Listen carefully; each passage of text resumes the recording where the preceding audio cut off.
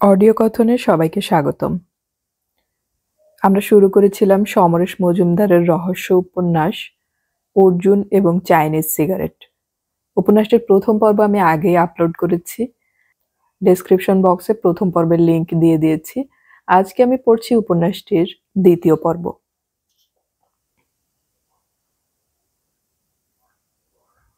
রাস্তাটা দুভাগ হয়ে গেল। একটা পথ গিয়েছে পারো শহরে, ওরা থিম্পুর পথ ধরল। বরফে মোড়া পাহাড়ের চূড়োগুলো এখন বেশ কাছে, ঠান্ডাও বাড়ছে একটু একটু করে। থিম্পু শহরে ঢুকলো গাড়ি, সুন্দর সাজানো শহর। অর্জুন একটু অবাক হলো। একটা রাস্তার মোড়ে গাড়ি থামলে সে দেখতে পেল কোনো ট্রাফিক লাইট নেই। পুলিশ হাত দেখিয়ে ট্রাফিক কন্ট্রোল করছে। কোনো দেশের রাজধানীতে এই ব্যবস্থা মানে ট্রাফিকের চাপ কম। গাড়ি থামলো হোটেল হিমালয়ের সামনে। জিগমে বলল, সাহেব আপনার থাকার ব্যবস্থা এখানেই করেছেন। বলল, সুটকেসটা দিন। তিনতারা হোটেল হলেও বেশ কেতাদুরস্ত। রিসেপশনিস্ট বলল, আপনি নিশ্চয়ই স্মোক করেন না? না। ভালো হলো, আমাদের দুটো স্মোকিং রুম আছে, কিন্তু সে দুটো অলরেডি অকুপাইড। আপনার জন্য মিস্টার লেন্ডুপের অনুরোধে হোটেলের সবচেয়ে ভালো ঘরের একটা রাখা হয়েছে। লোকটা উর্দি পরা বেয়ারাকে ইশারা করলে সে এগিয়ে এসে জিগমের হাত থেকে সুটকেস নিয়ে ইশারা করলো অনুসরণ করতে। জিগমে বলল, স্যার, আমি সাহেবের বাড়িতে যাচ্ছি, তাই অর্ডার আছে। তিনতারা হোটেলের ঘর যেমন হয় তার চেয়ে বোধহয় একটু ভালো। বাথরুম তো বেশ বড়। ঠান্ডা যা তাতে এসি মেশিন চালু করার দরকার নেই। একটা ব্যালকনি আছে, সেখানে দাঁড়িয়ে অর্জুন শহরের অনেকটা দেখতে পেল। বেয়ারা জিজ্ঞাসা করলো, আপনি কি ঘরে লাঞ্চ করবেন স্যার? রেস্টুরেন্ট আছে তো, সেখানেই যাব। লাঞ্চ টাইম কখন? শুরু হয়ে গিয়েছে, 2:30টার মধ্যে যাবেন স্যার। ঠিক আছে। আপনি এই হোটেলে কতদিন কাজ করছেন? 3 বছর। আমি আগে দিল্লির হোটেলে কাজ করেছি। ঠিক আছে। অর্জুন বলা মাত্র ঘরে টেলিফোন বেজে উঠল। সে এগিয়ে গিয়ে রিসিভার তুলে সাড়া দিতেই মিস্টার লেন্ডুপের গলা শুনতে পেল। Good afternoon mister Arjun. থিম্পুতে আসার জন্য ধন্যবাদ। আশা করি কোনো অসুবিধা হয়নি? একটুও না। আপনি কতক্ষণ সময় নেবেন তৈরি হতে? আমি চাপসা থেকে তৈরি হয়েই বেরিয়েছি। ও গুড। মিস্টার লেন্ডুপ বললেন, আজ যদি আমাদের বাড়িতে আপনি লাঞ্চ করেন তাহলে খুব খুশি হব।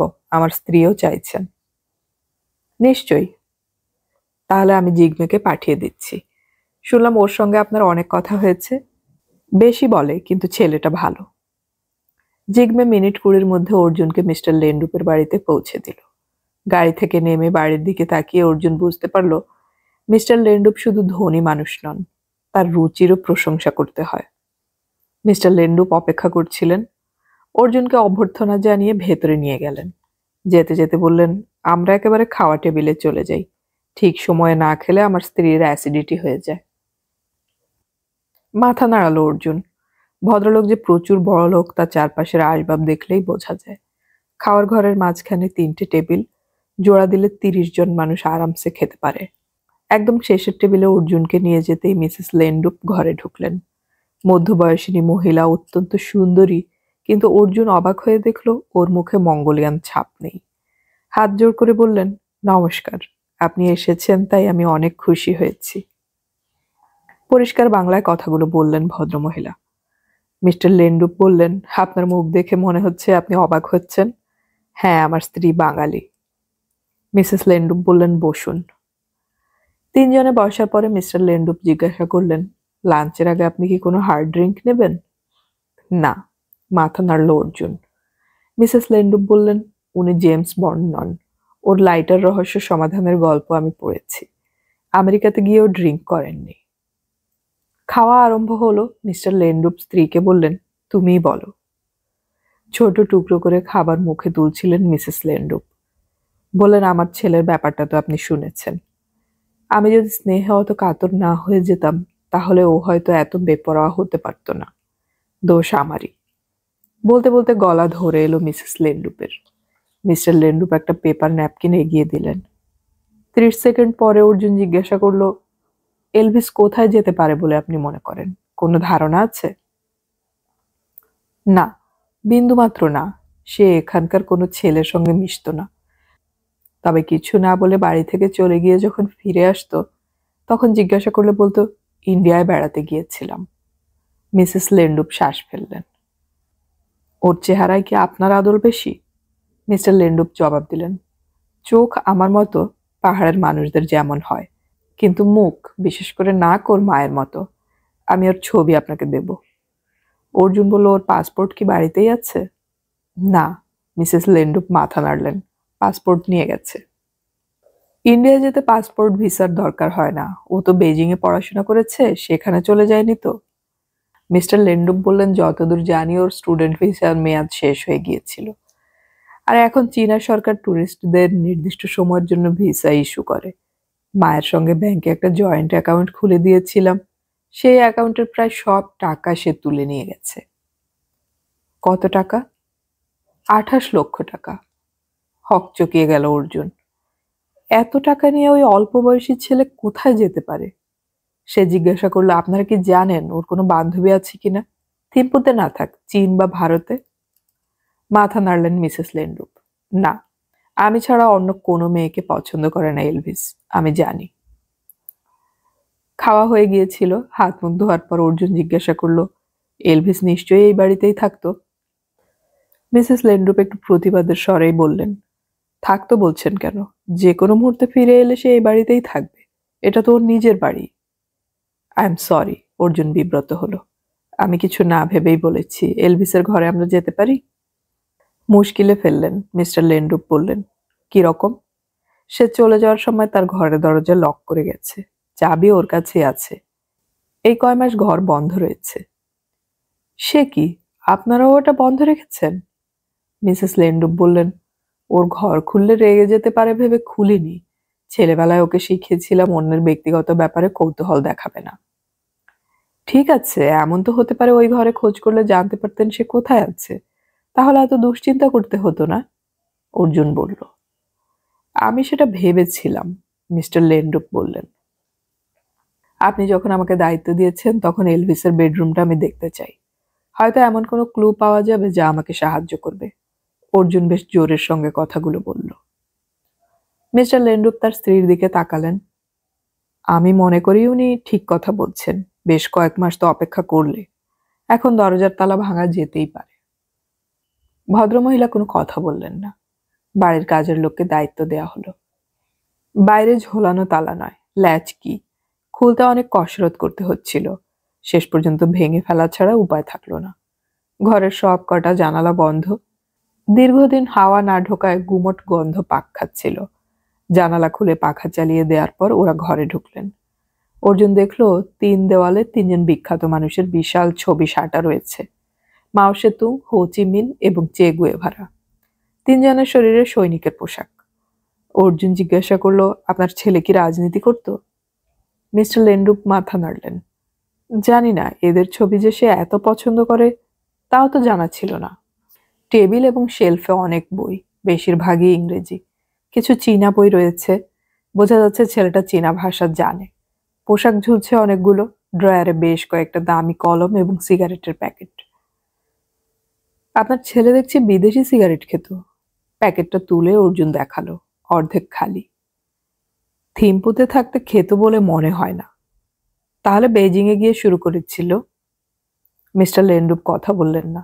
প্যাকেটটা টেবিলের উপর রেখে বইয়ের আলমারিটা ভালো করে দেখলো অর্জুন। সে আলমারির মাঝখানের তাকে পেয়ে গেল লাল ডায়েরিটা। কয়েকটা পাতায় চোখ বুলিয়ে অর্জুন জিজ্ঞাসা করলো, এটা আমি একদিনের জন্য হোটেলে নিয়ে যেতে চাই, আপত্তি আছে? এবার হাসলেন মিস্টার লেন্ডুপ। একদম না। আমি চাই আপনি এলভিসকে খুঁজে বের করুন। ও আমার একমাত্র ছেলে।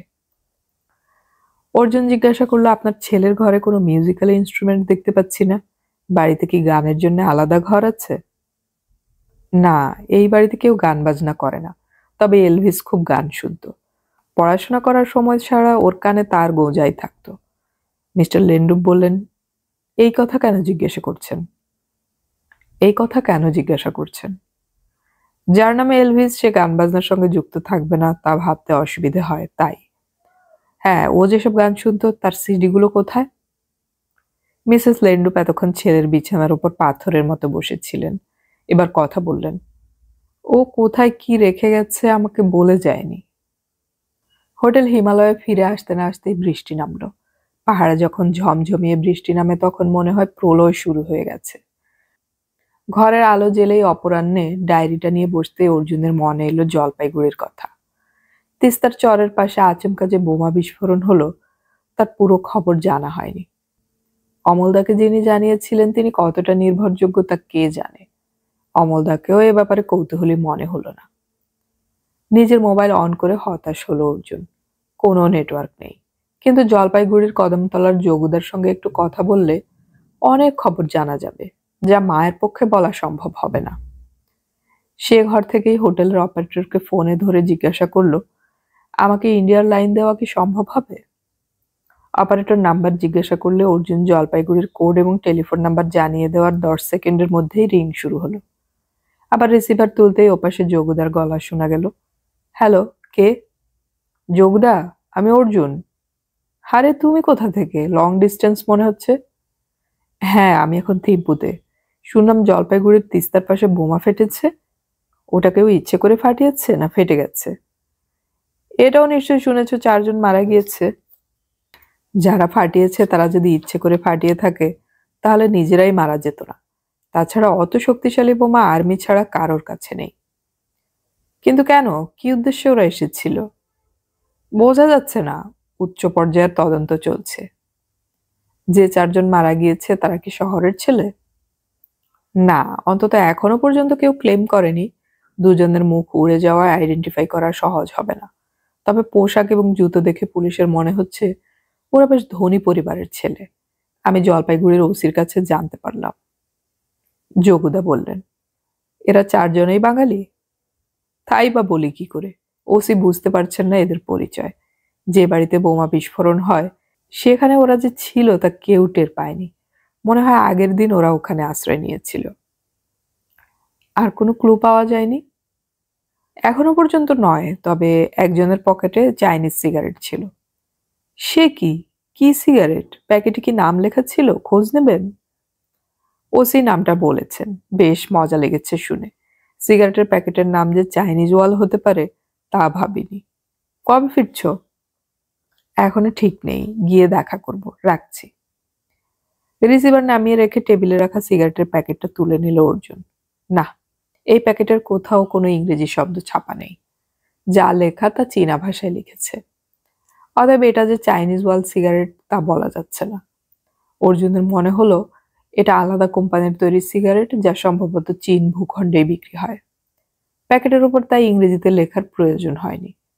ইংরেজিতে লেখা চাইনিজ ওয়াল সিগারেট সম্ভবত বিদেশে বিক্রি হয়। সিঙ্গাপুর, থাইল্যান্ড ইত্যাদি জায়গার সঙ্গে ভারতের পূর্বাঞ্চলেও চলে আসে প্যাকেটগুলো। এলভিসের ঘরে পাওয়া চীনে সিগারেটের প্যাকেটের সঙ্গে বোমা বিস্ফোরণের নিহত যুবকের পকেটে পাওয়া সিগারেট মিলে গেল না। মিলে গেলে সমস্যা অনেকটা সহজ হয়ে যেত। ডায়েরিটা নিয়ে বসলো অর্জুন। বেশিরভাগই ইংরেজিতে লেখা, কিছু পাতা চীনে ভাষায়। বোঝাই যায় এলভিস ভাষাটা তেমন স্বচ্ছন্দ ছিল না। ইংরেজি লেখাটা যত চোস্ত হাতে লেখা, চীনা শব্দগুলো লিখেছিল আড়ষ্ট হাতে। কিন্তু ইংরেজি লিখতে লিখতে আচমকা চীনা ভাষা লিখলো কেন? অচেনা ভাষা পড়া যখন যাবে না তখন ইংরেজিতে চোখ রাখলো অর্জুন। মাও সেতুংয়ের লং মার্চের কথা লিখেছে সে। কিভাবে চীনের মানুষ সেই দীর্ঘ যাত্রাপথে এক হয়ে গিয়েছিল। অনেক প্রতিবন্ধকতার সামনে এলেও তারা হার মানেনি। তা লিখতে লিখতে মন্তব্য করে গিয়েছে এলভিস। আরেকটি পাতায় সে প্রশ্ন তুলেছে, বুদ্ধদেব যখন বৌদ্ধ ধর্ম বা যিশু যখন খ্রিস্ট ধর্ম প্রবর্তন করেছিলেন তখন পৃথিবীর অবস্থা কিরকম ছিল তার বর্ণনা লিখেছে সে। সেই সময়ের মানুষ, তাদের জীবনযাত্রার ধরন, তাদের অস্তিত্বের আমূল পরিবর্তন হয়ে গিয়েছে। তাহলে সেই সময়ের মানুষের জন্য তৈরি ধর্মভাবনা এখনকার মানুষের ক্ষেত্রে কি করে প্রযোজ্য হবে? সে লিখেছে ওইসব মেকি ধর্ম এখনই বাতিল করে দেওয়া উচিত। কিছু লোক গোটা পৃথিবীর মানুষকে বোকা বানিয়ে ওইসব ধর্মের দোহাই দিয়ে নিজেরা মহা আরামে আছে। এদের মুখোশ খুলে দেওয়া উচিত। অর্জুনের মনে হলো এই যুবক নানা কারণে নিশ্চয়ই খুব ক্ষুব্ধ ছিল। ছেলের মনের এই অবস্থা তার বাবা মা নিশ্চয়ই জানতেন না। আরেকটি পাতায় চোখ রাখতেই সোজা হয়ে বসলো অর্জুন। এলভিস লিখেছে, নিজের জন্মের ওপর মানুষের কোনো হাত থাকে না। জ্ঞান হওয়ার পর সে বুঝতে পারে কোন পরিবারে সে জন্মেছে। যেমন আমি। মিস্টার লেন্ডুপ আমার জন্মদাতা, এই ব্যাপারে আমার তো কিছু করার ছিল না, কিন্তু জ্ঞান হওয়ার পর আমি দেখলাম এই ভদ্রলোক টাকা ছাড়া কিছুই চেনেন না। আরো টাকার জন্য তিনি দেশ ছেড়ে আমেরিকায় গিয়ে ব্যবসা শুরু করলেন। কোন দেশ? আমেরিকা। পৃথিবীর সবচেয়ে শক্তিশালী বুর্জোয়া দেশ, যারা গরিব দেশগুলোকে মানুষ বলে মনে করে না।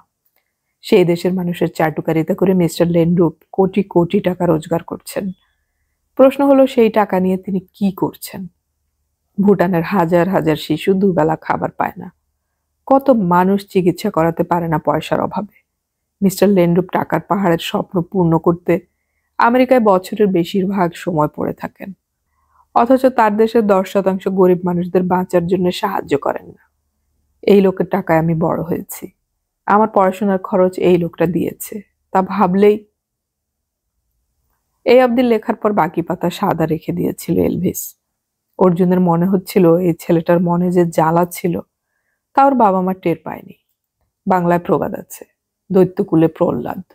কিন্তু মিস্টার লেন্ড্রুপকে দৈত্য বলে মনে হয়নি তার। বাইরে বৃষ্টি হয়েই চলেছে। অর্জুনের ইচ্ছে হলো এক কাপ চা খেতে। রিসিভার তুলে রুম সার্ভিসকে চায়ের অর্ডার দিল সে।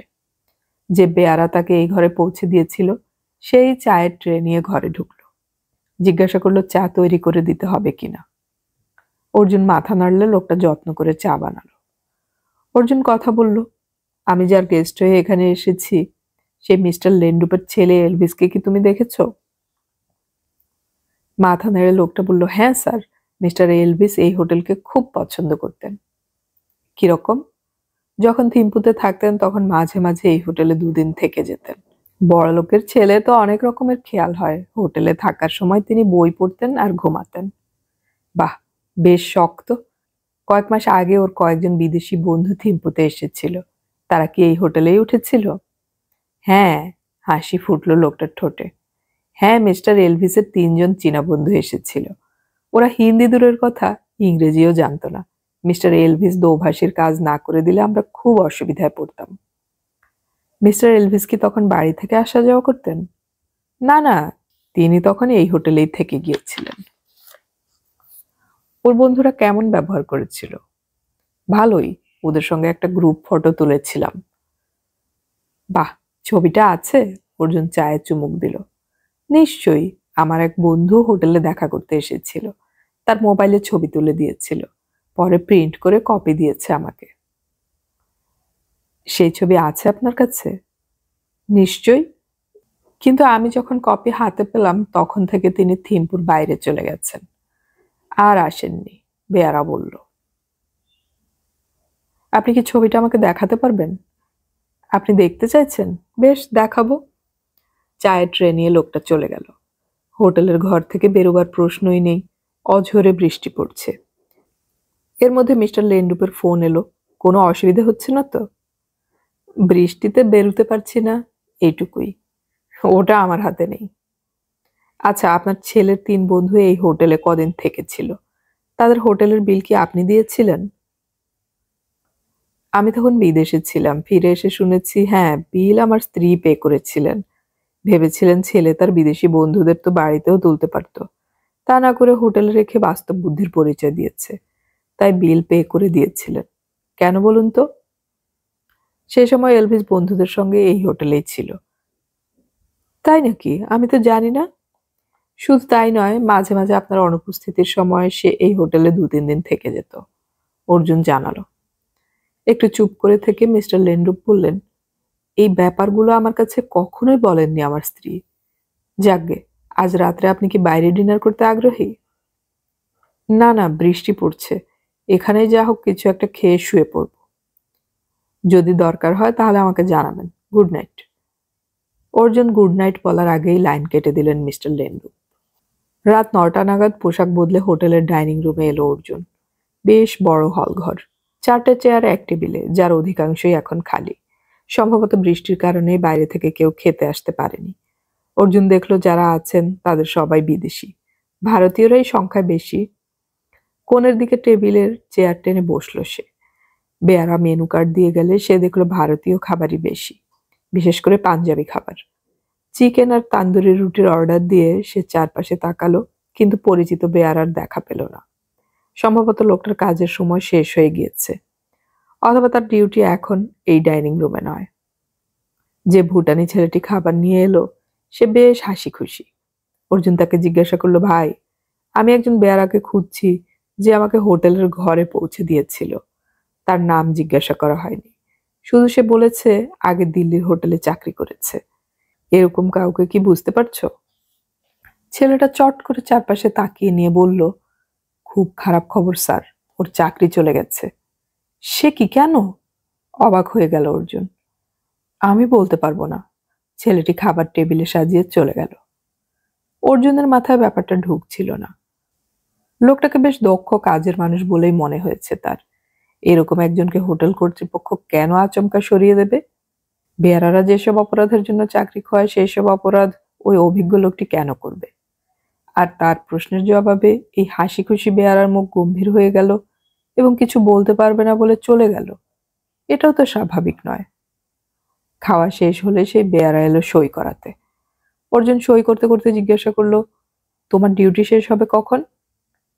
সকাল 6টায়। আমি হোটেলের সামনে তোমার জন্য দাঁড়াবো। বেয়ারা কোনো কথা না বলে তার কাজ শুরু করলে অর্জুন চেয়ার ছেড়ে উঠে পড়ল। ঘরে এসে ভালো করে তাকালো অর্জুন। না, কোনো ক্যামেরা চোখে পড়ল না।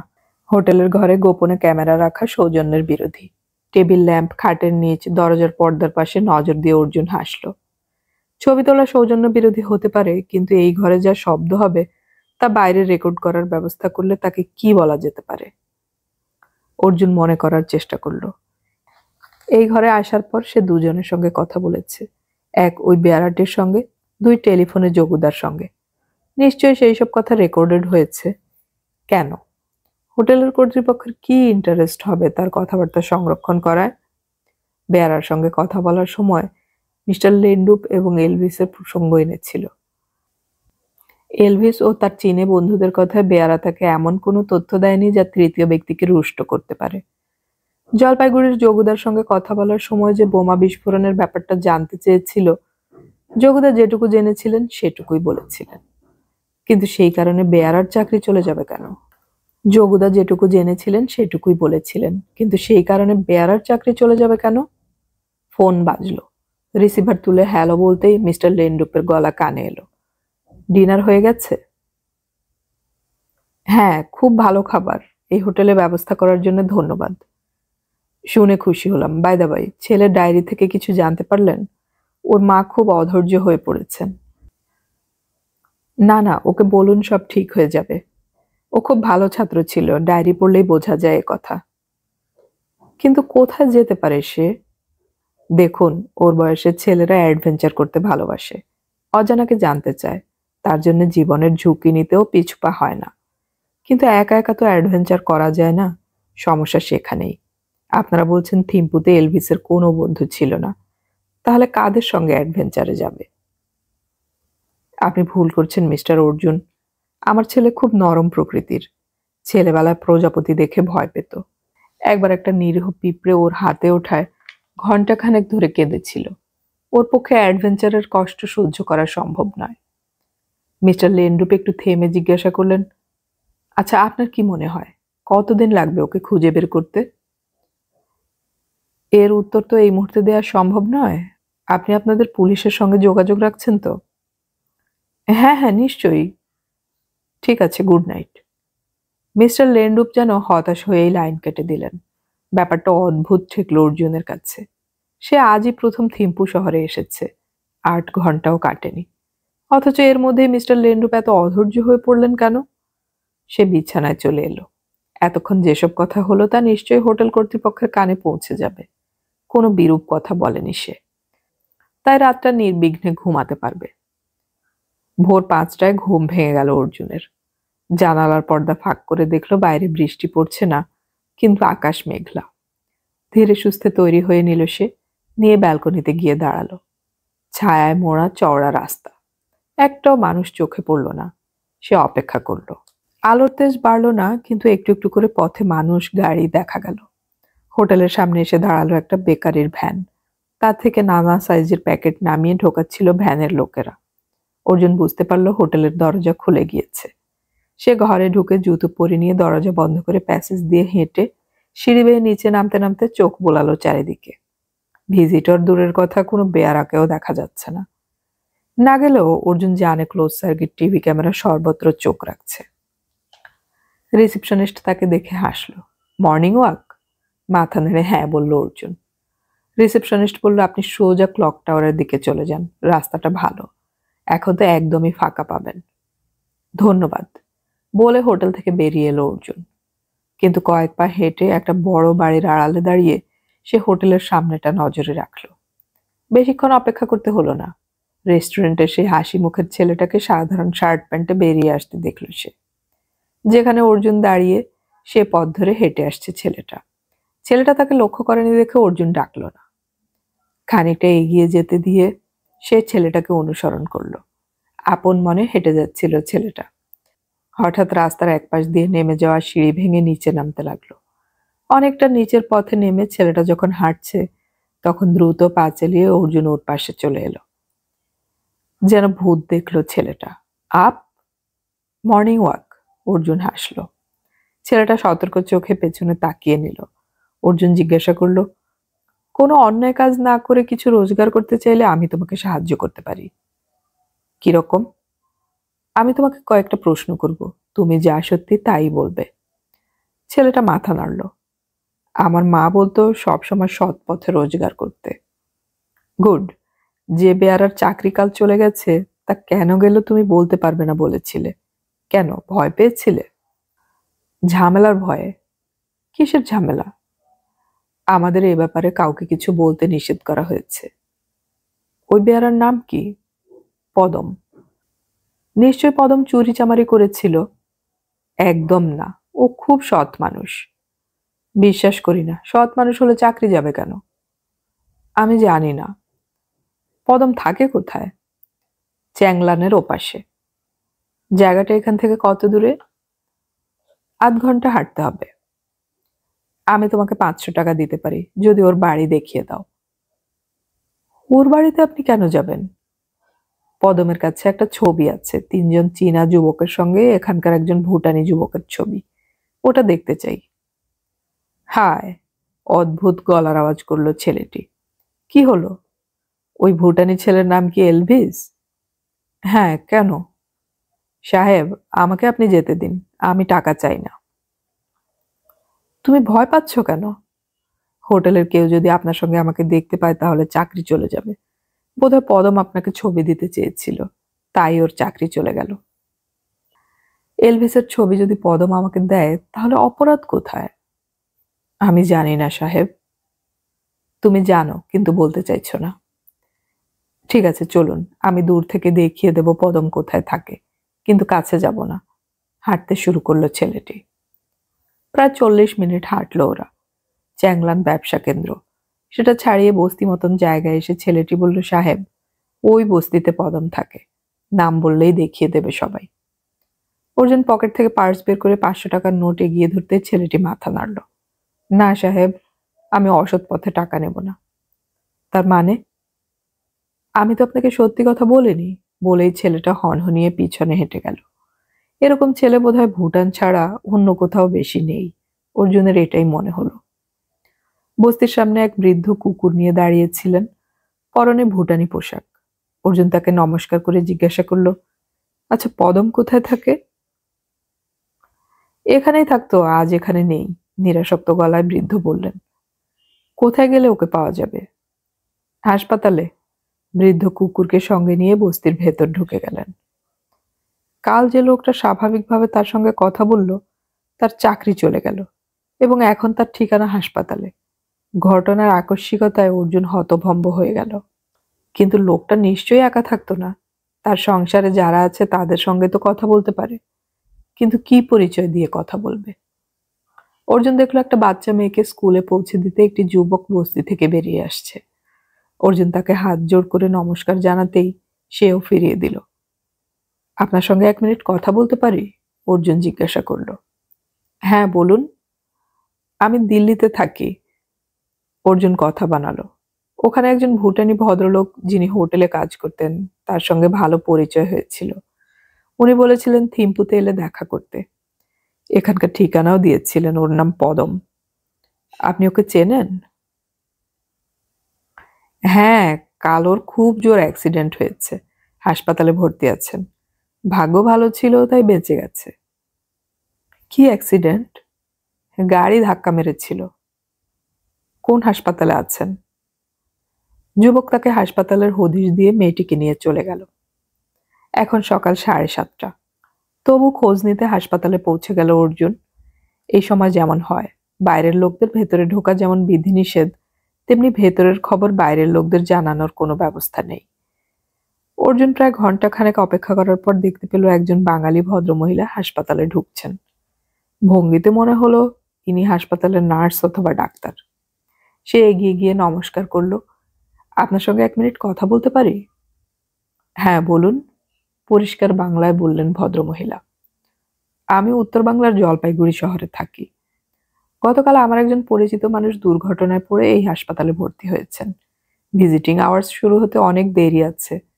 তিনি কেমন আছেন তা যদি দয়া করে আমাকে জানান তাহলে। অর্জুন কথা শেষ করল না। কি নাম? পদম। ও বাঙালি নয়। আপনি এখানেই অপেক্ষা করুন। ভদ্রমহিলা ভেতরে পা বাড়ালে দারোয়ান তাকে সালাম জানালো। অর্জুনের মনে হলো এই মহিলা কোনো সাধারণ কর্মচারী নন। তাহলে দারোয়ান ওভাবে সোজা হয়ে সেলাম করতো না।